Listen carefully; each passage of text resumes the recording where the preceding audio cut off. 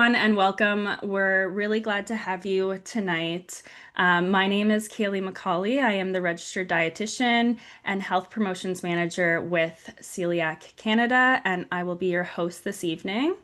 We're so glad you're here for tonight's webinar.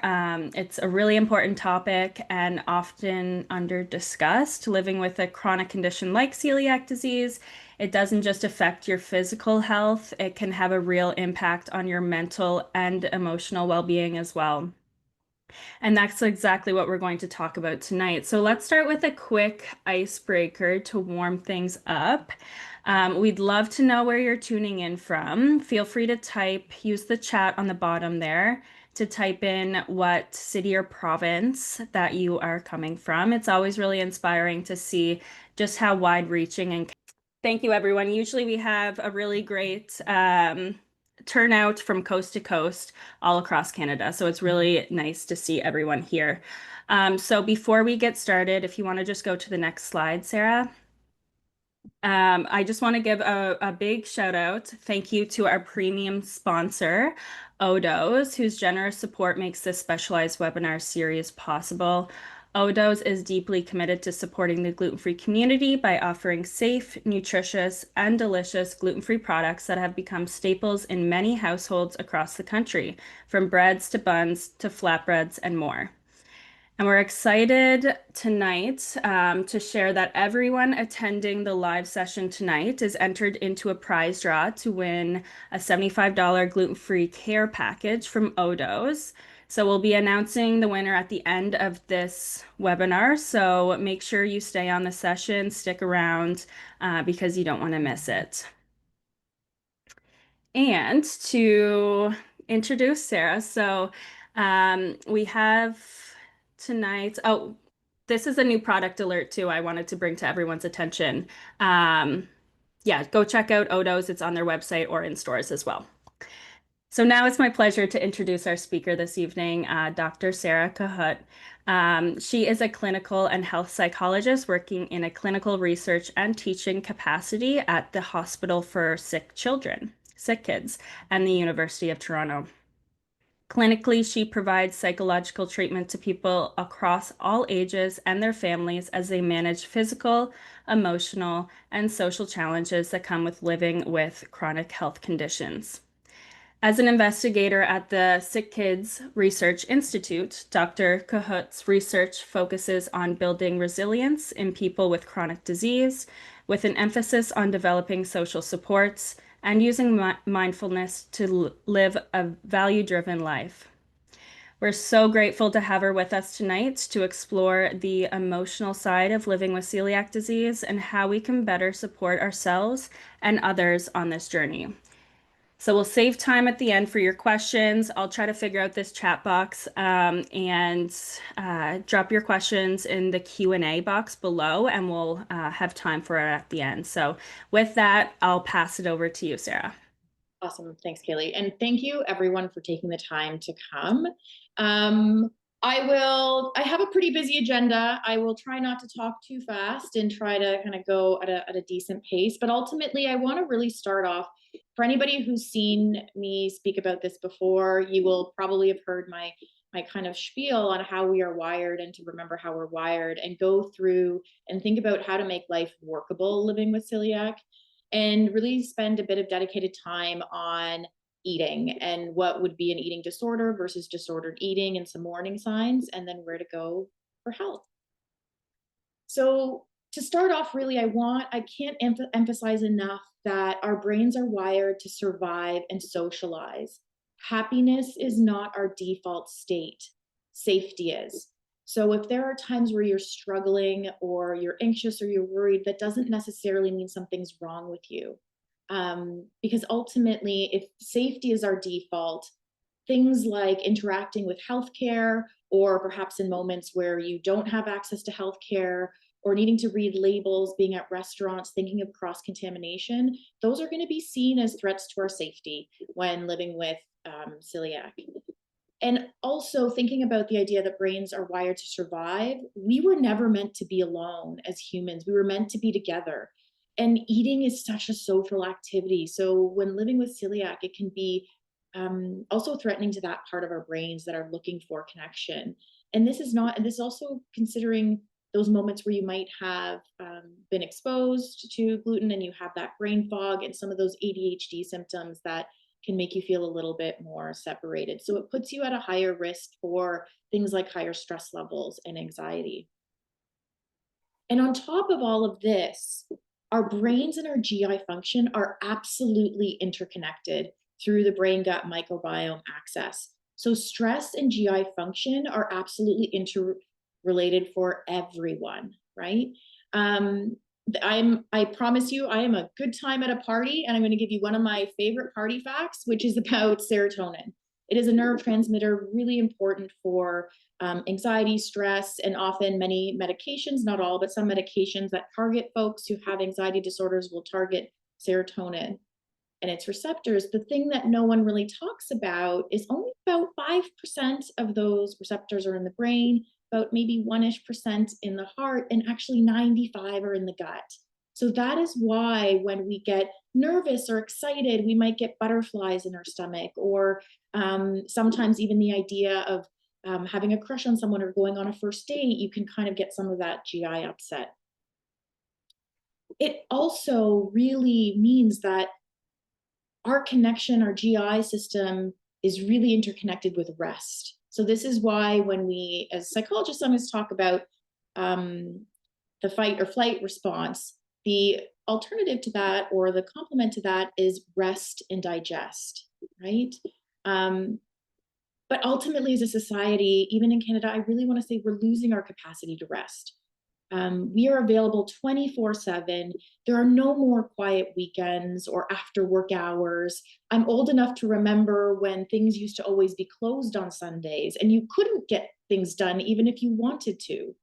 So this really has fostered this idea of like busyness and productivity is attached to our worth, or it's super brag worthy, or we should be boasting that, you know, like I'm so busy, I don't have time for these things. I don't think that's as great as it might seem. I think that I really want to highlight our worth is not attached to what we can accomplish in productivity. And I'll say that again, our worth is not attached to what we can accomplish. So the invitation here is to think about anything that supports your genuine rest and any type of genuine relaxation, whatever that looks like for you. By all means, please sleep. Please prioritize getting a good night's sleep. Maybe that's things that help you relax, maybe things like breath work, or maybe it's exercise, maybe it's meditation. I love mindfulness, so sitting cross-legged with my eyes closed, focusing on my breath, I know is wonderful for the structure and function of my brain. I also know that's not workable for everyone. Even if it's ASMR and you love getting the tingles, whatever helps you get to that place of rest and relaxation. Because I think about it and I think about what if health is more than the absence of a gluten exposure, or the absence of some type of pathology or sickness, or the absence of anxiety? What if health is also about the presence of what and whom we love and what really matters to us? What I'm finding is that sometimes the problem is actually how much we over focus on the problem and try to fix it and try to problem solve and try to make everything perfect or everything right. And it just doesn't leave a lot of room for life at the end if that's where all of our focus is. I also think by sometimes that over focus can really start to make us feel more isolated and our lives can get smaller and smaller. So this is not a talk about not being afraid or me trying to tell you or convince you to go to a restaurant and don't be afraid of getting having cross contamination or getting exposed. That's not what this is about, or about not being a vigilant or reading labels. This is going to be a talk about being afraid and doing things anyway because it matters. Because this is also not a talk about doing things when you're afraid for the sake of doing them because you're afraid. Excuse me. I really truly want to think about this idea of connecting to our purpose and why we're showing up. Like, the why allows us to care for our anxiety and our fear. So what I mean by that is going to a restaurant for the sake of going to a restaurant can be wonderful and also really anxiety provoking.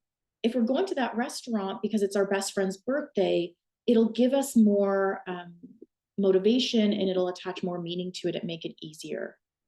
Also, remember, our brains are wired to survive and socialize. If we do this with people who support you or in safe relationships, it'll allow those really scary moments to feel a little bit easier and a little bit lighter.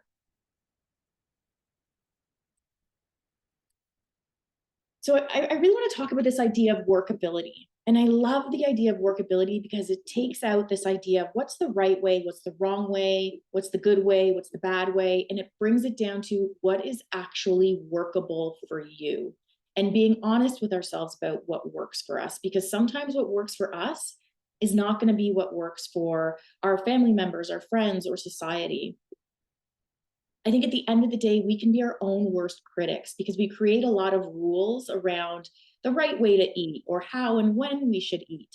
So I was thinking about this a little, and I think genuinely a lot of these rules are kind of made up in some ways. So, for example, that we classify eggs and bacon as a morning breakfast food and pasta and pizza as an evening food, or that whenever we socialize with friends, it must involve food in some way, shape, or form, right?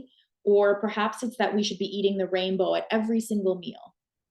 Um, and I know often there are new superfoods that are discovered and talked about in the media. But what happens if the superfood is actually not? It contains gluten, so we can't eat it as people who are part of the celiac community.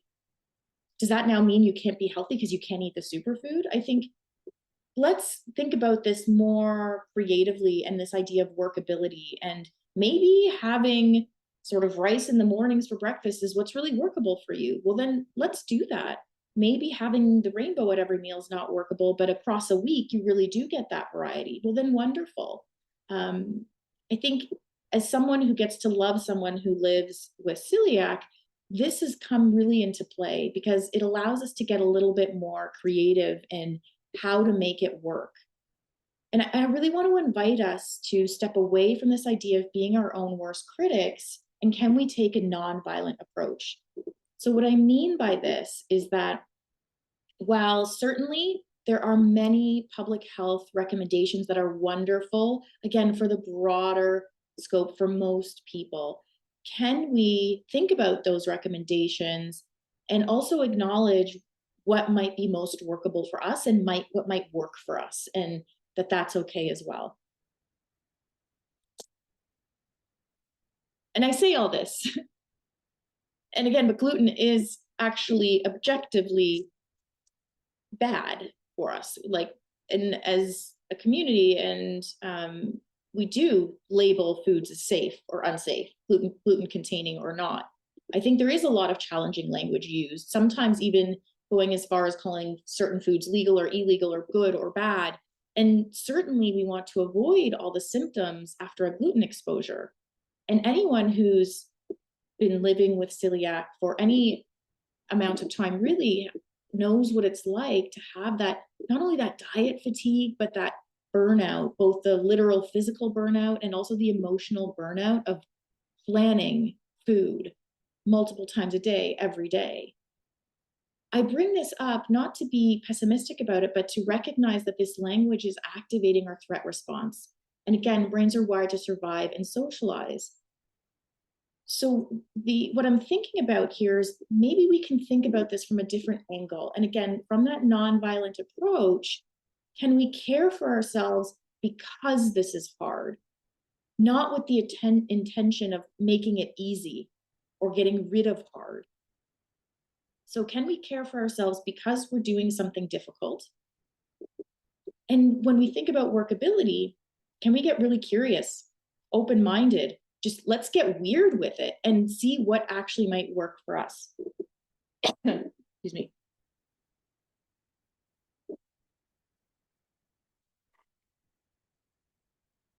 Because I think For myself, I think about this. In some ways, we're almost set up to be self-critical. But this is not a temporary diet. This is a lifestyle, and this is for the rest of our lives. So really thinking about making it work for us. And how can we go about this in a way where we don't self-sacrifice or sacrifice our quality of life in service of following certain rules? Are there ways that we can work within it? Because again, we don't live in a gluten-free world. And no matter how hard you try, how careful you are, how hypervigilant you are, at some point or another, you'll get glutened. And while ultimately it's really important to read labels and to be aware and to be mindful and plan for these things, I think it's more that moment when you cross into hypervigilance, where you are really focused on the food to a point where you're missing the rest of the things that are happening around you. Because in my experience, ultimately this hypervigilance actually doesn't relate to fewer exposures, unfortunately. And ultimately, I would say that I don't endorse the idea of avoiding social events or avoiding travel, right? It's maybe thinking about what are certain ways where you can start to gently start to travel in ways that feel a bit safer for you, or you're more willing to try, or maybe there are certain countries or places to go that feel more workable, or having an extra suitcase full of gluten-free shelf-stable snacks. It's that part of it, right? And knowing that any single experience does not define your life. In that moment where you are glutened and you're not feeling well, it happens to the best of people, no matter how careful you are. And that one instance doesn't mean it'll happen again every time in that context. I do want to, knowing that, not knowing really in the audience how long people have been living with celiac, I want to take a moment to think and speak a little bit perhaps to the folks who are newer on the journey. And this idea of, okay, so you've been glutened, now what? I think it's really important ahead of time to have a plan for when there is cross-contamination or you get glutened. Excuse me.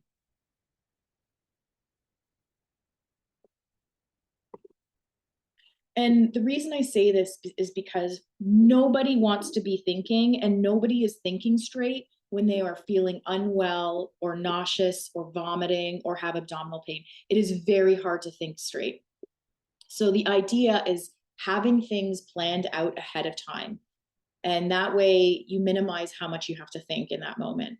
So having a comfort kit ready. And this can be anything from heating pads, or even having a dedicated bucket if you don't want to be in a bathroom after an exposure. Maybe it's specific teas or favorite comfy pajamas.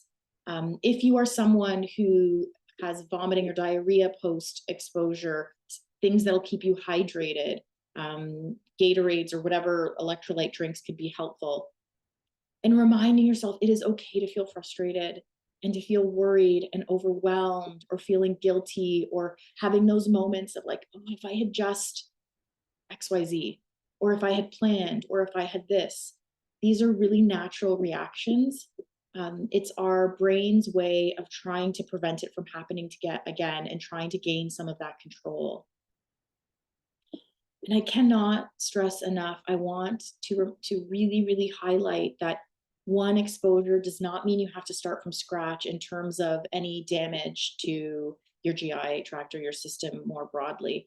One exposure is not going to bring you back to square one.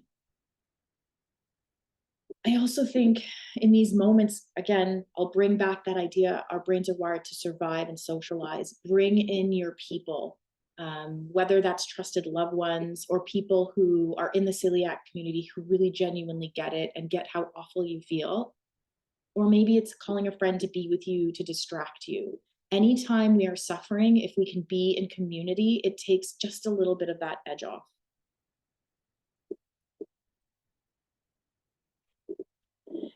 So here is a slide that is some thoughts I had, again, not knowing if some folks are newer or further along the path. ways that you can give yourself a break. And this looks a little bit like a laundry list because it sort of is. I wanted to just throw out some ideas that can be helpful for folks. So, reminding yourselves that perfection is actually not the goal. The goal really is to go out and live your life and to do the things that matter to you. And thinking about this, how are different ways we can do that? I want to really highlight and invite you to focus on making meals you enjoy versus focusing on making safe foods. This distinction might seem really specific, but it will make a big difference in how your body interprets and processes the act of making the food.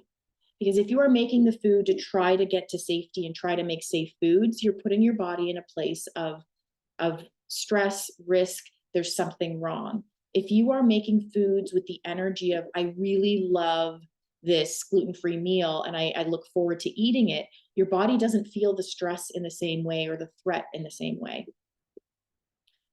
I am also a big fan of stockpiling freezer gluten-free options.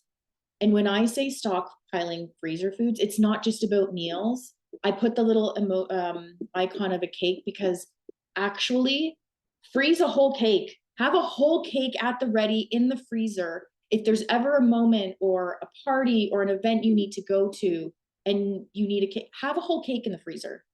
Or if it's a situation where it is a Thursday night and we are having cake for dessert on a Thursday night, that is okay. Or, you know what, thinking about it from a workability standpoint, maybe some days you eat dessert first. That's okay too. I also think it's really important to have just a list of places that you trust to be gluten-free, right? And this can be restaurants, this could be loved ones' homes or friends' homes, or maybe places that you go to that you can actually store your own gluten-free snacks.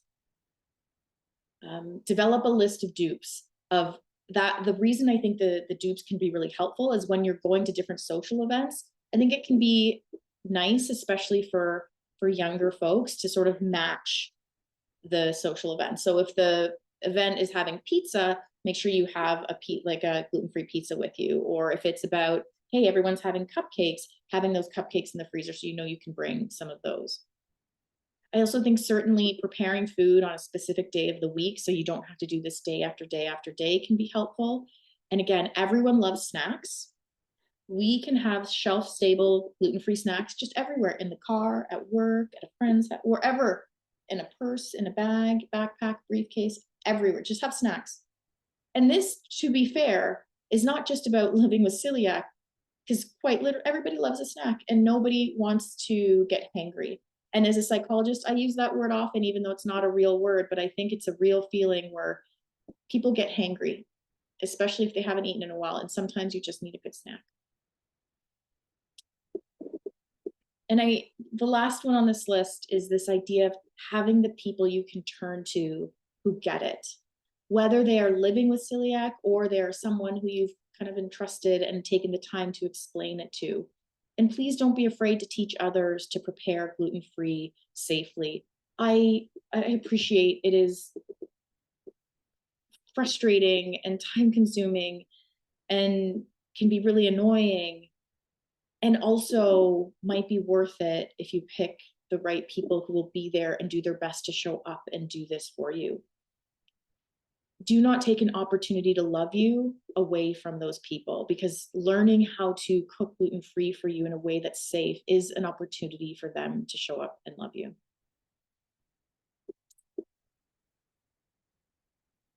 I also want to highlight that while living gluten-free and living with celiac disease is a part of you, it is not your entirety. It is not your identity. You are who you are. You just happen to also be living with celiac disease. So ask yourself, maybe, what are those things that haven't been changed or haven't been canceled, or what ways is there still spontaneity? Consume places, content, friendship, events that are just unrelated to food altogether or living with celiac. For those who have been diagnosed for some time or potentially years or decades, really recognize how far you've come and what you've accomplished. I also want to encourage, as I said, mindfulness. I think of mindfulness as seeing what's kind of there in front of you, not what your brain is telling you might be there. So focusing on the here and now and on facts only, not what you might expect to be there or what you might expect from someone. There's another really wonderful kind of quick way to think about in these moments of being exhausted or tired or really anxious or worried. There's some advice you can kind of determine this for yourself, or if you are someone who gets to love someone with celiac, you can ask them and think about how you can show up for people. It is not always about fixing things. I want you to ask yourselves in a moment of struggle, what do I need? Do I need to be hugged and just held? Do I need to be heard? Do I just need to have a space to complain and talk about how hard it is with no expectation of fixing it or making it better and no silver linings, just to be able to share the struggle? Or do you need to be helped? And is there something tangible that someone could do for you? Like stop at the grocery store on the way home and grab some gluten-free bread. So again, ask yourself whether it is you need to be hugged, heard, or helped. And if you are someone who wants to help someone else, you might even be able to ask them, is this a situation you want me to listen? Do you want me to help you? Or do you want me to just give you a hug? Because sometimes a hug is enough. So I'm going to switch gears a little bit here. Because I did want to spend time talking a little bit about eating. I know in my practice, I get asked quite often around eating disorders, food phobias, anxiety around food, or even ARFID. And I wanted to actually dedicate quite a bit of time today to talk a little bit more about this. And I want to do this in a couple different ways. First, I'm actually going to go through some of the diagnoses of eating disorders and disordered eating. You'll notice in the last slide, I highlighted disordered eating, and it's because that's by and large the most common thing that I see in my practice. But before I show any of these symptoms or talk about it, I really want to pause and highlight that you are more than a checklist of symptoms. I think with the internet now, it's really easy to look up the diagnoses and what are the symptoms, and it's really easy to start to self-diagnose. And while I don't think this is entirely a bad thing, because I think it can cue people to identify that they need help and go to their doctors, I do think there is some danger in the idea of self-diagnosis because it's really difficult to be objective. And a lot of these diagnoses required a lot of education and a lot of school to be able to work with. So while I will show some of the diagnostics there, I will highlight some of the things that I think are most important and can be cues for people to recognize, actually, I do need to make an appointment and share with someone that I might be struggling and need some further assessment. So I'm going to start with anorexia. And when I think about anorexia, I want you to think about this idea of a powerful fear of gaining weight or becoming or being fat and having a really skewed view of how they look. So they don't see themselves accurately. They don't see and experience their weight and shape accurately. And in my experience, I think oftentimes what happens is folks who have anorexia tend to use celiac as a way to mask their anorexia. It tends to go the other way around. Again, this is more my clinical experience. And I also know that in current society, a lot of people tend to be unhappy with a part of their body or how they look. So that can be very common. We're told we're too big, too short, too fat, too skinny, too curvy, too straight, whatever it is.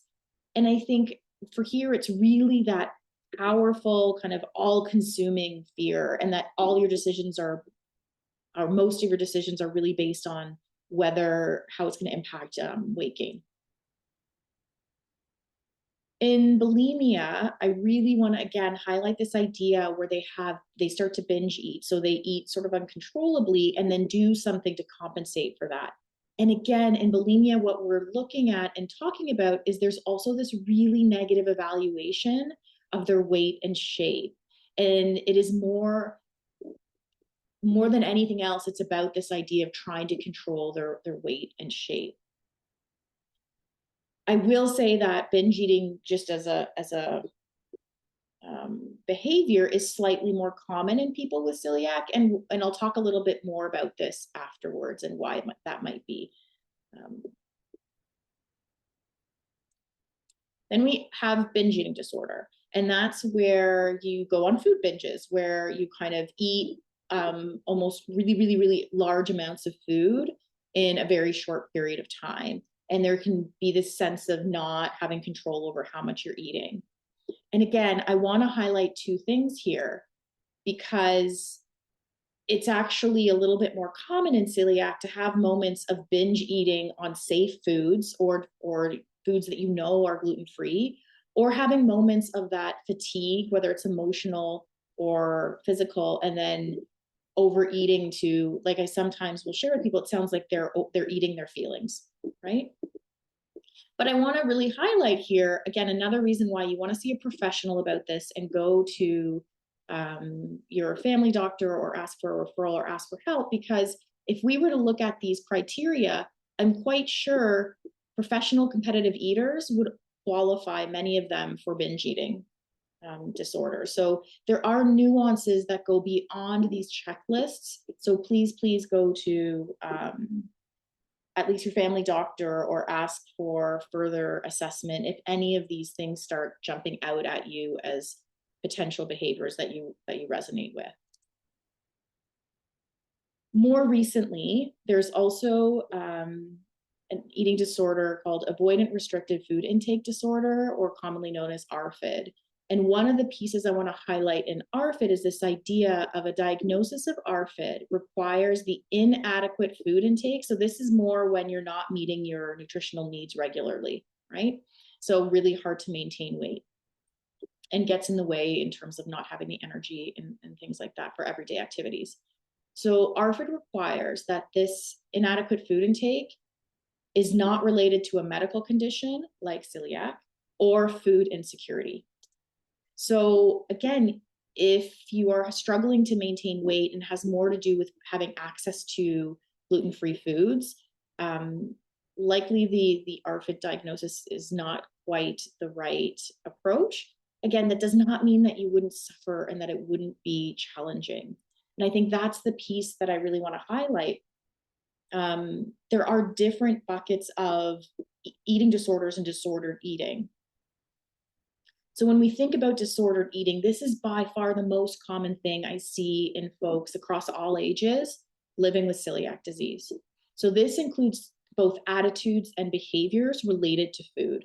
And if I were to describe it, it's where you're eating and how you eat and your attitudes towards eating are led by avoiding gluten. So your decision making has more to do with avoiding gluten than it does about your weight, your shape, or your body image. It's really focused on this idea of how do I prevent gluten exposure. This is certainly, in my experience, more common in teens and younger adults. Does not mean it doesn't happen in older adults, just noticing more in those ages. And in the younger kids, I think their parents have a little bit more control over what they eat in that regard. So examples of what would technically qualify as disordered eating would be things like adjusting your timing of eating, or unintentional intermittent fasting, where I sometimes call it like eating like a farmer, where you have one massive meal a day and get all of your nutrients and fuel in that one meal. It might be around restricting more than is necessary, or really obsessive label checking, or food control, which sometimes can go into something that can be known as orthorexia. There's also this idea of emotional eating. So again, sort of those moments where you overeat on safe foods, or you overeat late at night because you haven't eaten during the day, because you weren't confident in your ability to access gluten-free foods. So here I want to bring this idea up again about workability, because when I think about eating disorders versus disordered eating, so eating disorders are often really about, again, body image, how you're looking, your weight, shape, size. Disordered eating in celiac is more about avoiding gluten sort of at all costs. And when we think about workability, my question is this: when you're making decisions about how you eat and when you eat and what you eat, are you making those decisions in service of figuring out how to make your life work for someone, something that's important to you? Or are you making those decisions from a place of worry and fear and avoiding gluten? So for example, if it's an event or a work event that's really important to you and you want to go and you don't have total confidence in the access, it's like, okay, I'm going to bring my own food, or I'm going to eat before I go out for dinner, or those kinds of things, because I really want to be present for the people at this event and not have to think about finding food and things like that. That has a very different energy, and our bodies interpret that differently than I have to eat before I go because that's not going to be a safe place to eat, and I can't trust anybody there, and I can't trust anything that I'm going to be able to eat there. Then now that location has become really frightening and can be threatening to our systems.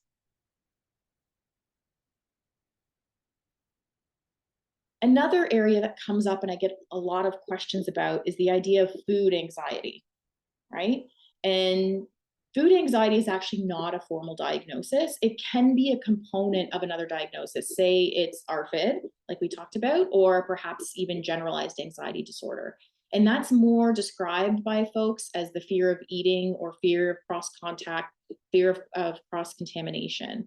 And certainly, generalization is very common in anxiety.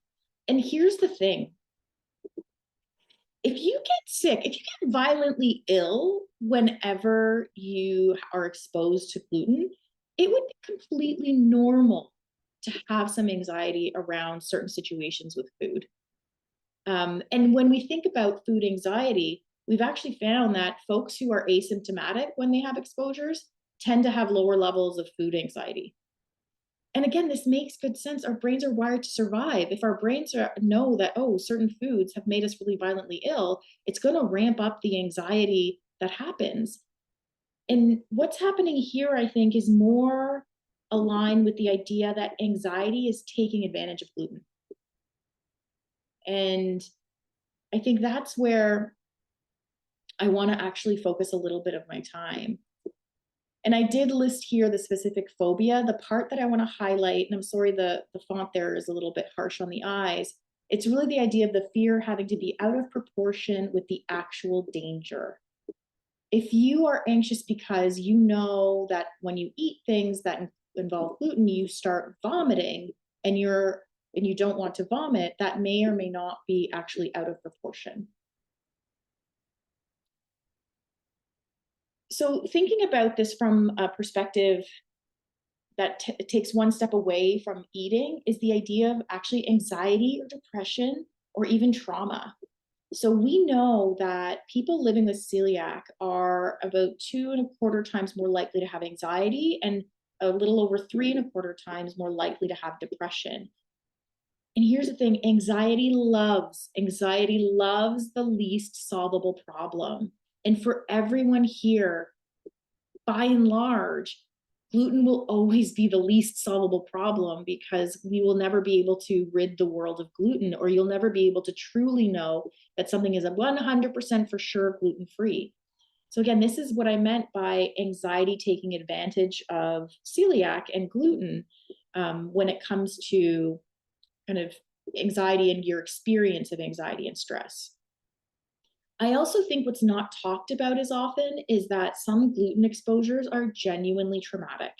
This is more so the case when it's sudden, severe, you've had a feeling of being out of control, or perhaps involved medical personnel, and again, that feeling of out of control. Or on the other end of things, it could be that you felt you were really not taken seriously. So as a psychologist, as a clinical and a health psychologist, my concern actually is sort of the reverse of what most people come and ask about, because most people come and ask about more of the eating disorders, disordered eating, or food anxiety.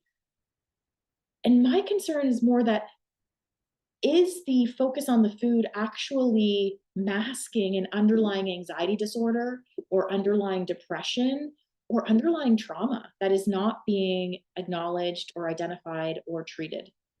Um, so I really want to invite people to think about it a little bit more broadly than that. And I want to highlight just some warning signs. And these might be related to gluten. They might not be. Again, gluten is a part of who you are, it's not your entirety. So if you are noticing any of these symptoms, please seek professional support and reach out. So whether you're starting to isolate or not leave your home, being unable to eat outside your home, not being able to enjoy events or hobbies, having that feeling of, food is dominating your life, that's all you can think about, or being really like jumpy or jerky. If somebody walks to the door, you kind of startle easily. Difficulty sleeping, or even to the point where you're getting nightmares about food, or difficulty falling asleep because you're planning for food for the next day, or the potential of being gluten. Feelings of thought of guilt or shame, or any thoughts of self-harm, please reach out for help. So I'm noticing the time, so I will try to make sure I get through my last couple slides. Just some strategies to support. Healthcare providers in Canada are limited in time and resources. It's not for a lack of want.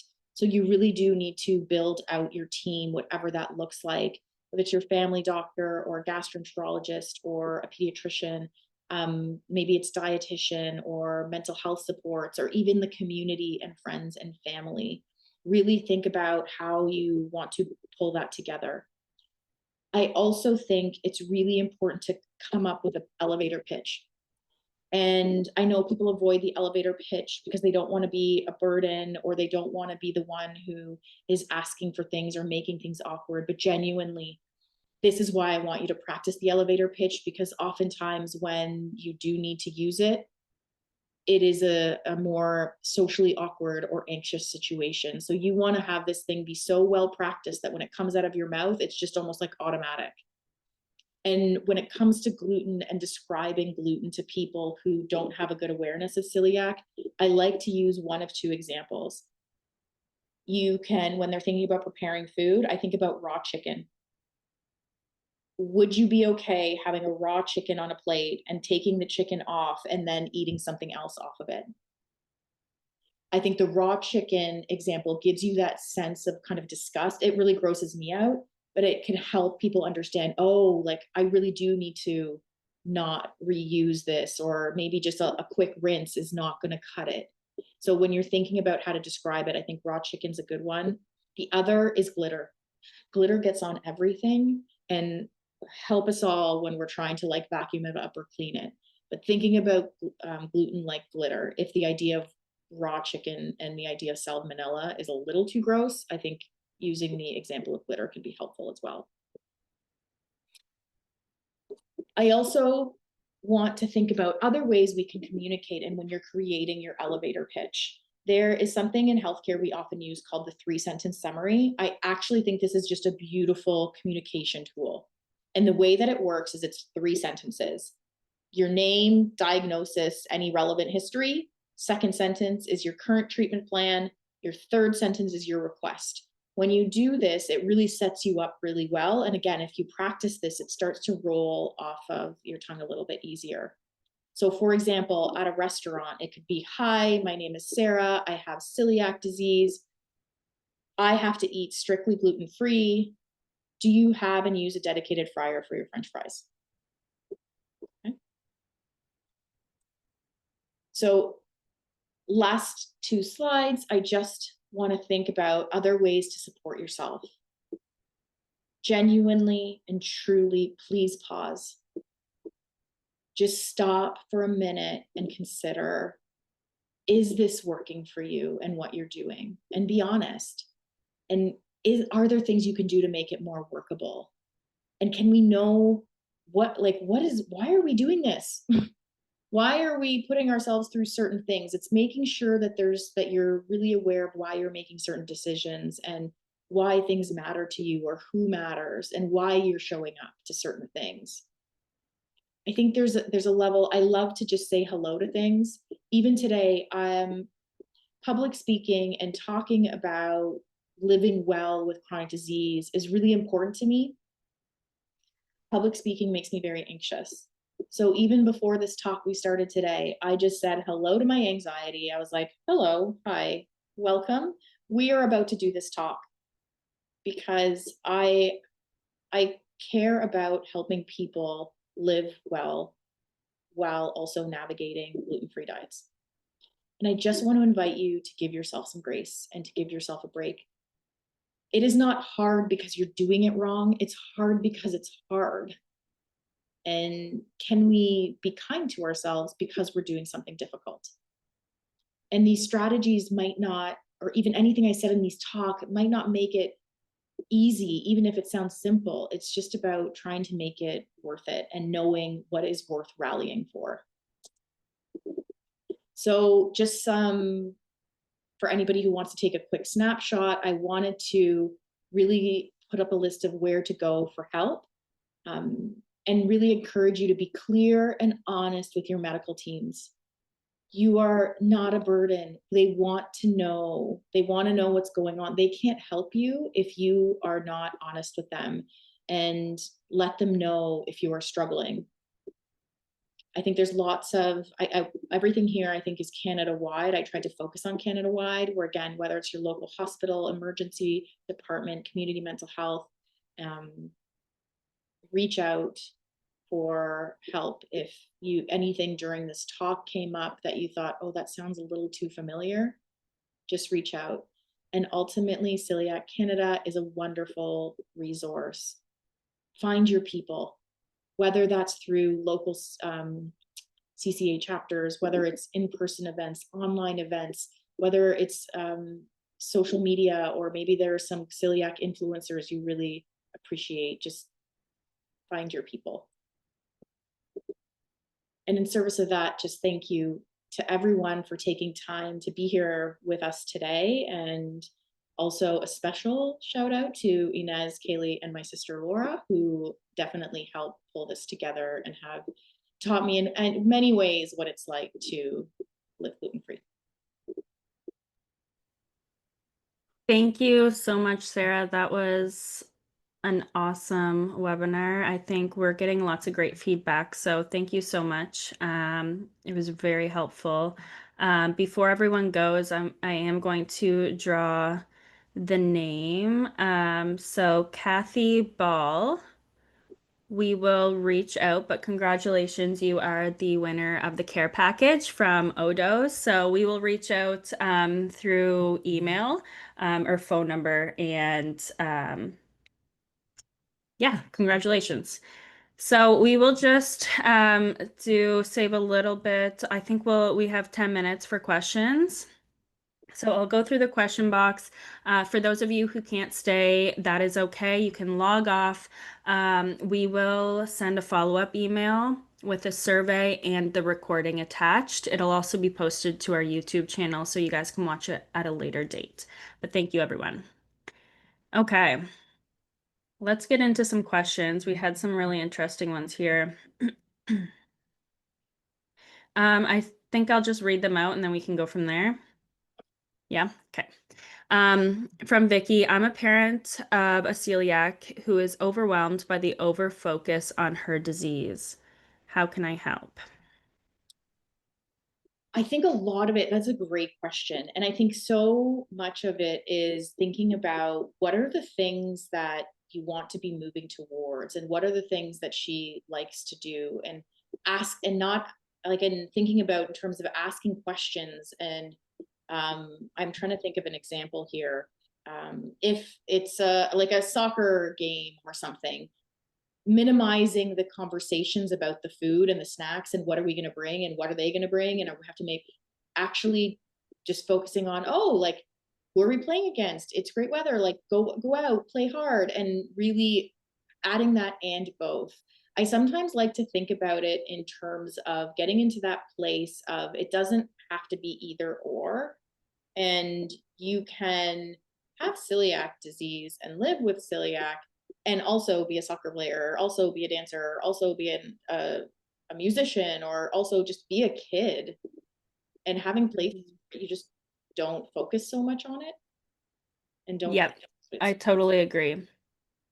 And shifting kind of, yeah, like you were saying, shifting the focus a little bit, talk about, hobbies, interests, and goals. So celiac isn't just the center of every conversation. And also, empowering them, involving them in food decisions, teaching them advocacy and age-appropriate ways to advocate for themselves, is beneficial. Okay, so we have one from Kristen Hope, and I'm going to combine that with also Kyle's question. They were actually talking about so she said, can we talk about the specific mental health strain of asymptomatic celiacs? It feels so hard to take this seriously and to defend/explain it to friends and family, to explain it to restaurants and stick to my guns. It is very hard. it is also very hard to stay motivated because Mm-hmm. you can and I think this is true for everyone, but perhaps a little bit more for teenagers. It's that idea, like if I just a little, like just a little. And I think Yeah. those are the pieces that I sometimes like to call it like vacations, where some people will take a vacation and just take a break from not having to think about it and have one meal and then go back. And I don't fault people for it. I think that's where it's about, I come back to that workability, and I'm not endorsing eating gluten when you're struggling and overwhelmed. I'm thinking more of a don't be so hard on yourself if Mm-hmm. if and when it happens, especially for folks who don't have a kind of more visible reaction. The reaction. Yeah. And I think, um, it's common. You're not alone in feeling this.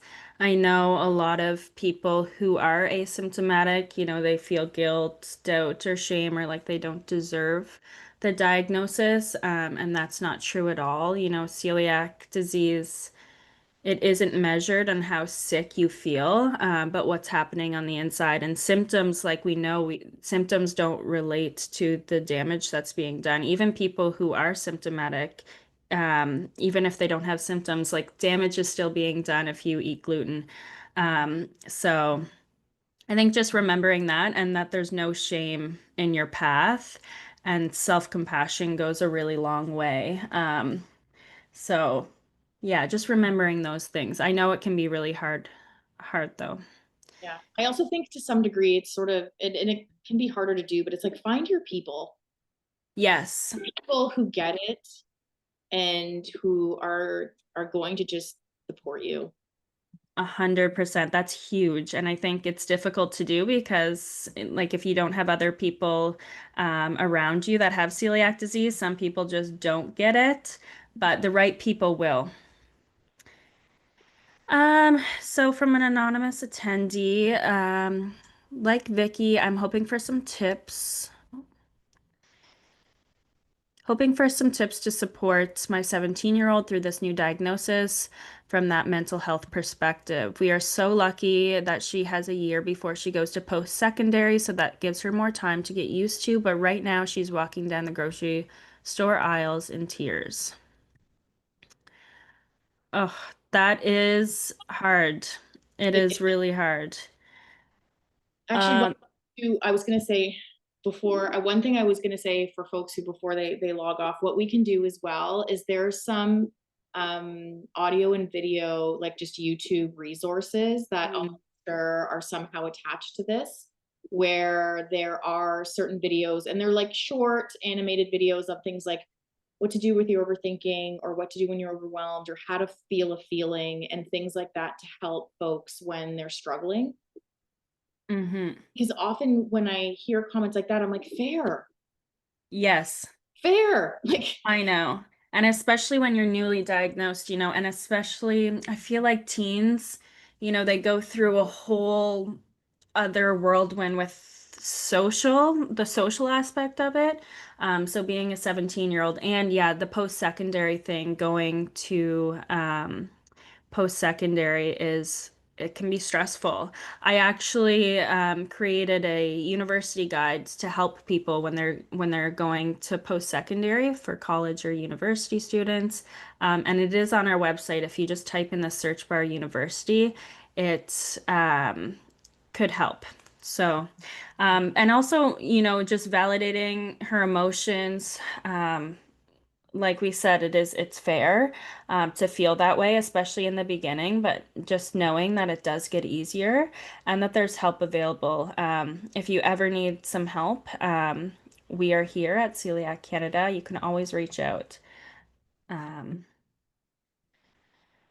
Another one by Jessica. She says, how to differentiate obsessive label checking versus trying to safely avoid cross-contamination. Aren't we supposed to check labels obsessively?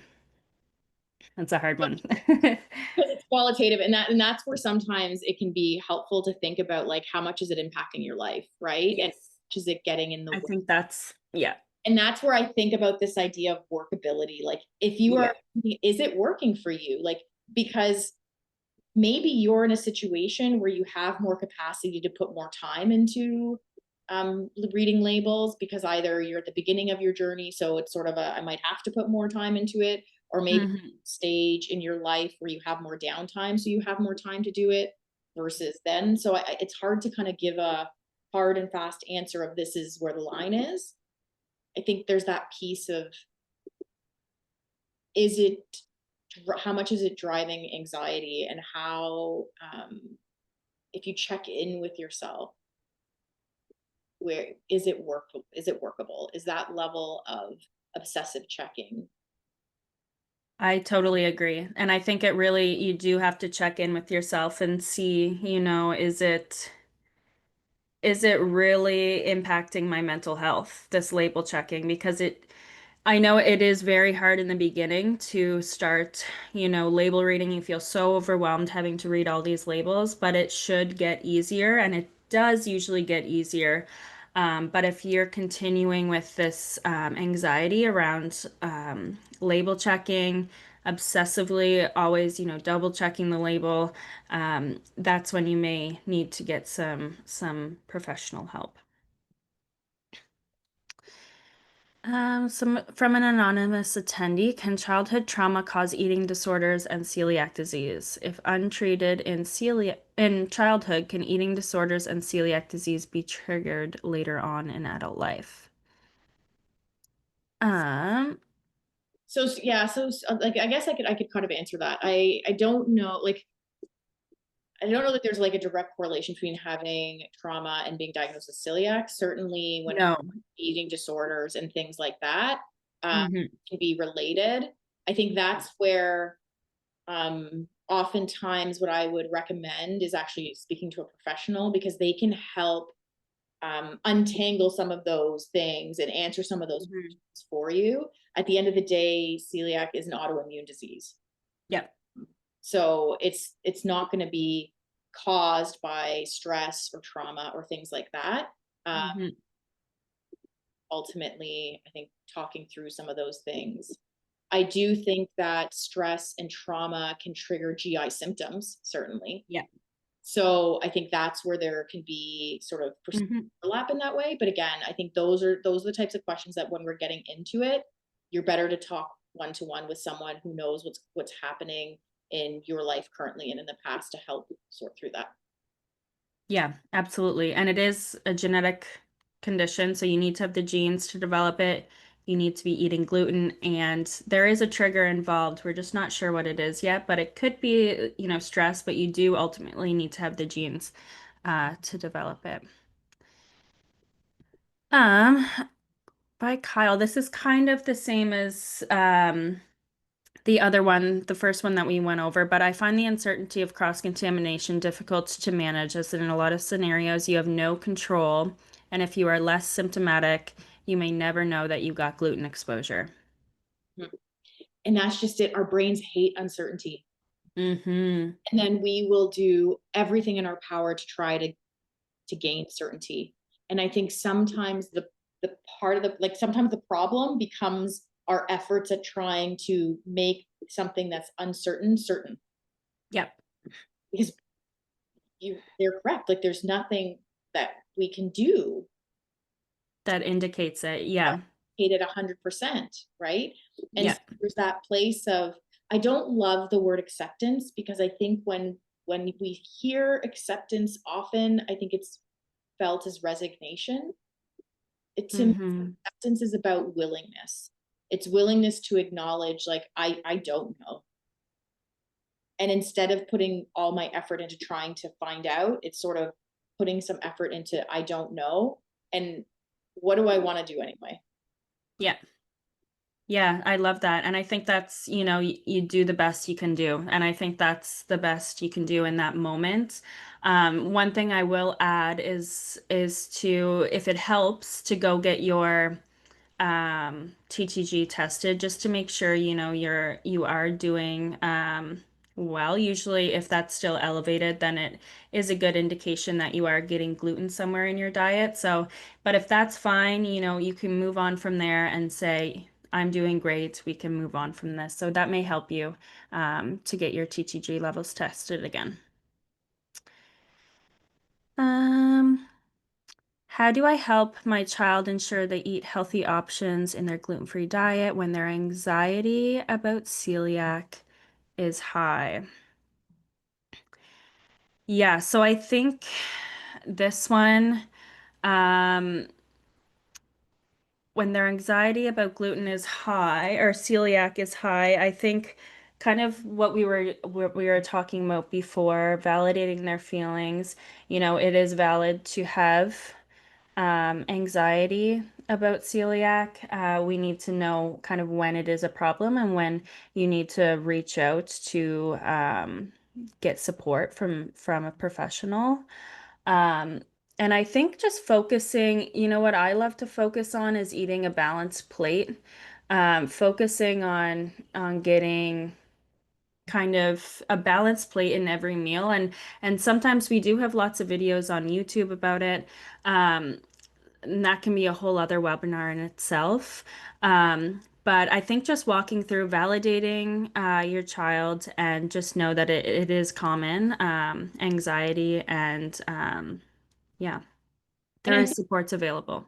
and again, if you can acknowledge a feeling in a safe and loving relationship, often those feelings will settle a bit on their own.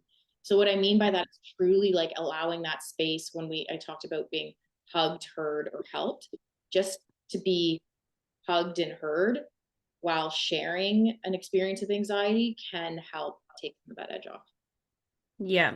And if they're anxious about eating well on a gluten-free diet, sometimes it's best to stick to simple foods, simple, like familiar foods first, and then create like 3 to 5 safe, balanced meals and snacks that they enjoy. Get them involved, maybe. That may help. Um, and don't force, variety or foods on them too soon. Sometimes it just takes some time.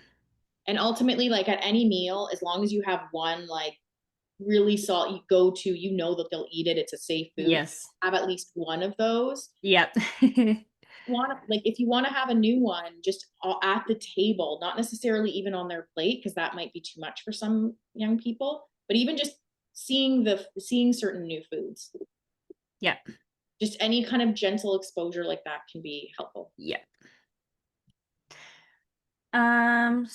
Tammy, I always feel hungry but never seem full even after eating. Is this due to being celiac or is this another cause?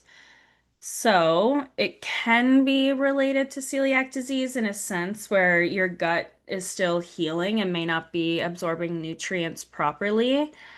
Typically, when you're on a gluten-free diet, it takes time for your gut to heal and your villi to heal. So it takes a little bit of time for that to regulate, but it should be back to normal. So it could all, if it's not that, it could be due to other issues. It could be, a wide variety of things. Imbalanced meals, blood sugar issues. It could, if it's stress or anxiety or emotional eating, that could be the cause, or other mental or medical conditions, sorry, like thyroid disease. That could be a cause. So I would definitely recommend, talking to someone and figuring out what it is, what the root cause is. I think that's a great example of where things can be so complicated. So things like Yeah. height, fatigue, things like that, like you really need the help often of medical professionals to sort through. So we'll do a few more. We'll go to 10 after. I know there's still a few more people on here. So, um, why does society compare celiac disease to an allergy? At restaurants, I'm always asked if I have an allergy to gluten. I think that comes down to just majority no allergies. A lot of people in the kitchen are trained for allergies and they don't have a lot of specific training for gluten in general or celiac disease. So, sometimes even people with celiac disease, sometimes they say, I have an allergy to gluten just so they know that it's actually severe and they take it seriously. So sometimes I'm thinking it's just that and just lack of knowledge. They don't know what an allergy versus an autoimmune disease is and the difference. So, I think this actually probably happens more as like the idea of living gluten free became more common as just a yeah, style. And then yeah, I think restaurants sometimes just they're kind of like, oh, like you're gluten free because it's by choice. It's so yes. they try to. Yeah, yeah. And sometimes, I worked in a restaurant before and they would say, is it by choice or is it an allergy? So sometimes it's just for the kitchen, even to know the seriousness of it and how serious they need to be. So, um,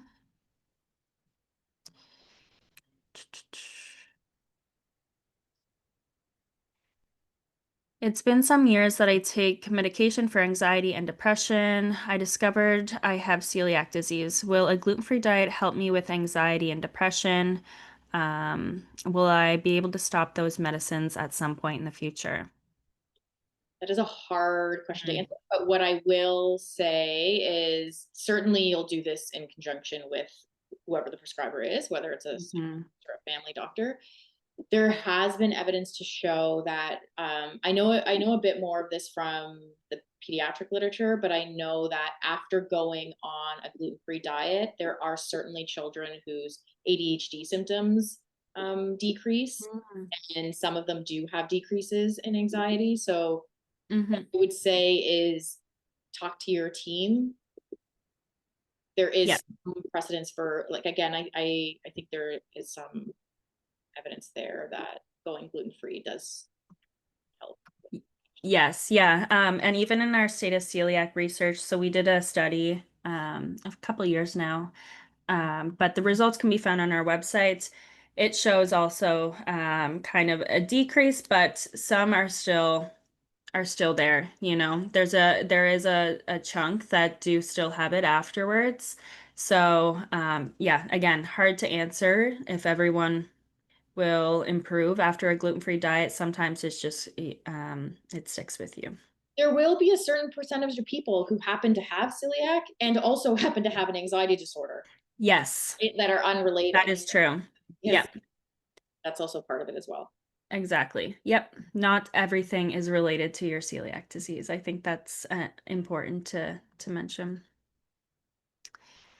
Do you have any practical advice when it comes to emotional eating and how to avoid it? Okay, I can try to I'll give some kind of thoughts because I think it's usually a little bit more complicated than a simple answer. One thing is finding ways that you could feel your feelings, and when I think about that, some of it could be again, you know what, we'll link to the maybe my video, or if people want to go to my website, I think it's on the under the resources tab. There's a video that literally walks you through feeling a feeling. Um, and that could help because I think allowing yourself to acknowledge and feel feelings will then decrease the need for the emotional eating. Hmm. Other part of it, if the idea of feeling a feeling feels really scary or uncertain, this is a bit of unconventional idea, but perhaps if you are feeling really sad, you could watch a really sad movie that you know will make you cry. And Mm. hear me out, because you will process and you will cry, your full body experience will allow yourself to cry with the movie, but it's because you're attaching it to a movie, it might feel a little safer to allow yourself to feel those feelings, knowing that that movie is going to end, and by and large movies end on a happy ending. So it might sort of earmark it and make it a little safer for you to try experimenting feeling some of those feelings. Or maybe if you're really anxious, you want to try a psychological thriller, or That's maybe you could do it with music, or other people want to go the other way. And if they're feeling anxious, they want something that's more like a rom-com or like a comedy or something that's a little bit more calming. It's hmm Think about what might help you feel those feelings more safely in ways other than eating. Yeah, I love that. That is good practical advice for everyone when they're going through their feelings. I love that. We'll end on off one more. Any recommendations for traveling to lessen the anxiety of getting gluten? I would just recommend, being prepared. We have lots and lots of tips on our website. We're also having a travel webinar panel in July. So watch for that webinar and we'll have tons of tips there. I'm sorry we couldn't get to all of the other questions, but feel free to reach out at info@celiac.ca. Go to Sarah on her website. Do you want to plug yourself? So I hate doing that, and I'm not Nope, interested. that's okay. It's just drsarakohut.com. If, like I said, there's a Perfect. resources for some of those YouTube videos. Love it. And we will send out a follow-up email with a survey. So please fill that out, give us some feedback, and the recording will be attached there as well. So you guys can watch it later if you'd like. Thank you so much, Sarah, and have a good rest of your night. Thanks, everyone. Thank you.